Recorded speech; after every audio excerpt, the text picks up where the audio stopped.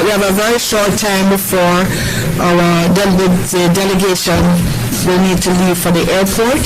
So I want us to go straight in a recap of our meeting. I want to just thank you, members of the press, for being here and to help me welcome and to thank our EU delegation. We have, as you know, we have visiting us with us today. We have Her Excellency Hadja Lahbib, the EU Commissioner for Equality, Preparedness and Crisis Management.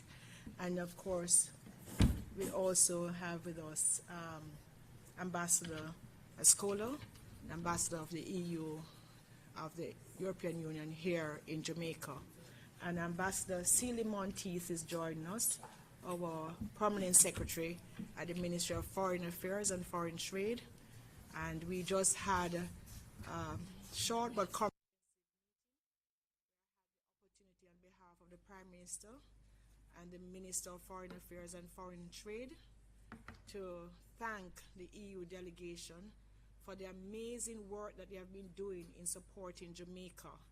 They were on the scene very early, and it's 7 countries so far of the EU delegation that they are here, they are on the ground, they are delivering support in the areas of greatest need: field hospitals, generators, logistical tracking systems, and every type of supply that is needed by the most hard-hit communities in the parishes that are quite devastated at this time.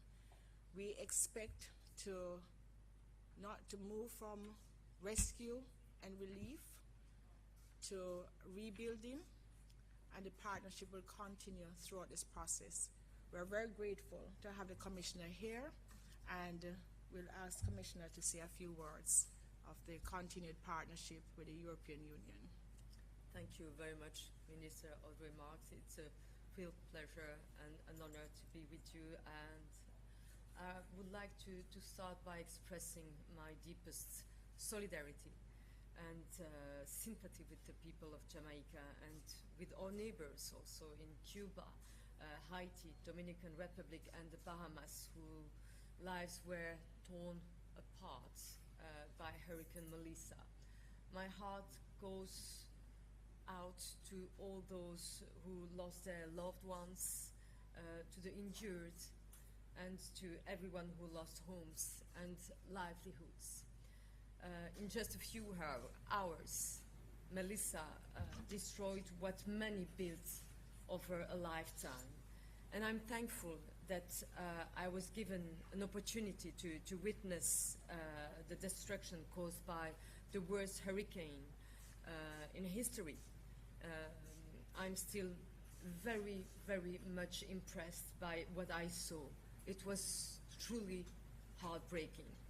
And I would like also to acknowledge the remarkable resilience and leadership shown by the government of Jamaica in responding to this crisis. Your effort to coordinate relief and protect affected communities are really commendable.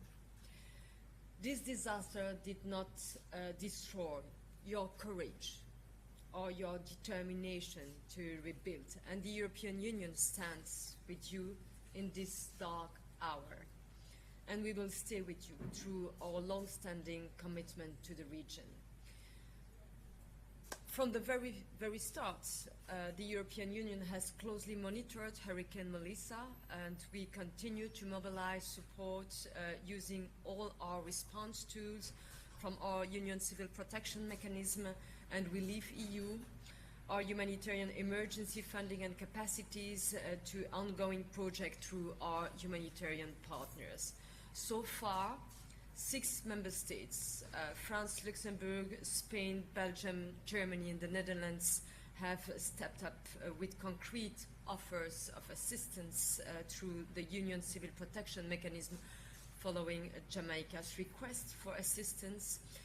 This support includes clean water and sanitation kits, shelter, emergency equipment, tools, protective gear, and even a fully equipped emergency medical team with a field hospital established in Falmouth and to the most affected areas. And to help assess the damage and guide response effort, the EU Copernicus satellite system is producing detailed maps of the worst hit areas in Jamaica, but also in Haiti and in Cuba. And we are also organizing EU humanitarian air bridge flights to deliver essential supplies to our partners on the front line. And we stand ready, of course, to release EU emergency stocks if needed. The EU has also mobilized 5 million euros in emergency funding to meet the most urgent needs. And this includes 2 million euros for Jamaica, 2 million for Cuba, and 1 million for Haiti to help families rebuild, restore basic services, and recover their livelihood. And also today, I'm pleased to announce an additional 1,250,000 euros to support the Red Cross response in Cuba and Jamaica. This includes funding to combat the outbreak of arboviruses in Cuba in areas hit by the hurricane. Earlier today, I met with our partners with whom we have been working day and night to help those hit hardest, bringing shelter, medical care, and essential supplies to those in need. And I have to say that their courage and dedication shine a light of hope, and I want to pay tribute to their extraordinary work, their compassion, and their commitment to saving lives and reducing suffering.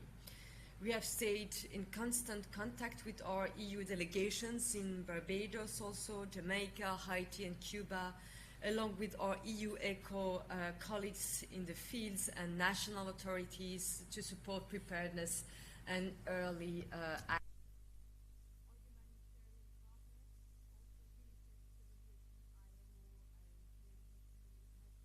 Mobilized from the first hours thanks to pre-positioned stocks and flexible EU funding. Yesterday I was just in Panama. Finally.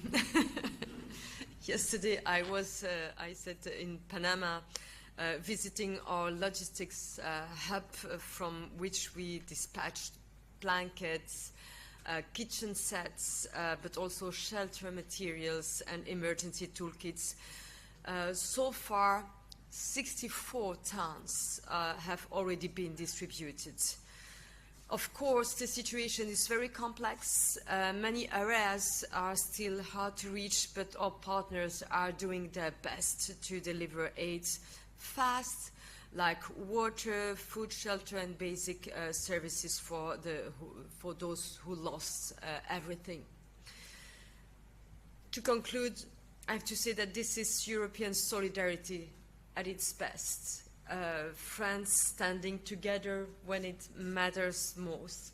We will keep working side by side with authorities, with you, dear ministers, with EU member states and our humanitarian partners on the ground to make sure every family gets the help they need and no one is left behind. No storm, no hurricane, no disaster can rip apart the solidarity between the European Union and the Caribbean. Thank you. Thank you.